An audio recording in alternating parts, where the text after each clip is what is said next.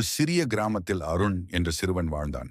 அவன் எப்பொழுதும் ஆர்வமும் சாகசமும் நிறைந்தவன். ஒரு நாள் தாத்தாவின் பழைய புஸ்தகத்தில் ஒரு மர்மமான பொக்கிஷ வரைபடம் அவனுக்கு கிடைத்தது.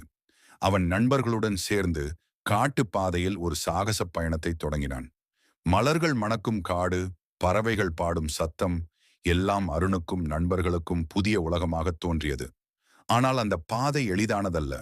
காட்டு ஆறு, முட்கள் நிறைந்த பாதைகள், பயமூட்டும் விலங்குகள், இவையெல்லாம் அவர்களை சோதித்தன. ஆனால் துணிவு, நட்பு, அறிவு, இதையெல்லாம் வைத்து அவர்கள் தடைகளை கடந்து சென்றனர். இறுதியில் அவர்கள் அடைந்தார்கள் அந்த மாயக்குகையை. குகைக்குள் ஒளிர்ந்து கொண்டிருந்தது ஒரு சிறிய பொக்கிஷப் பெட்டி.